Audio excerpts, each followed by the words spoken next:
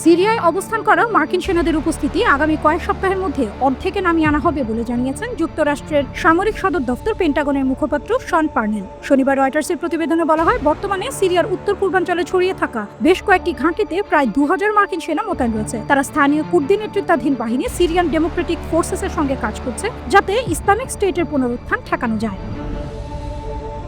শুক্রবার 18 এপ্রিল এক বিবৃতিতে পেন্টাগনের মুখপাত্র বলেন, আগামী মাসগুলোতে সিরিয়ায় মার্কিন বাহিনীর সংখ্যা কমিয়ে 1000-এ আনা হচ্ছে। পার্নেল আরও বলেন, সিরিয়ায় আইএসআইএস এর বিরুদ্ধে অভিযান চালিয়ে যাওয়ার জন্য মার্কিন কেন্দ্রীয় কমান্ড সবসময় প্রস্তুত থাকবে। পেন্টাগন সম্প্রতি বলেছে, মধ্যপ্রাচ্যের বিভিন্ন দেশে ট্রাম্প গত কয়েক সপ্তাহে সামরিক শক্তি বৃদ্ধির নির্দেশ দিয়েছেন। সেই নির্দেশ অনুযায়ী এই অঞ্চলে এরই মধ্যে B-2 বোমারু বিমান, যুদ্ধজাহাজ এবং বিমান প্রতিরক্ষা ব্যবস্থা মোতায়েন করা হয়েছে।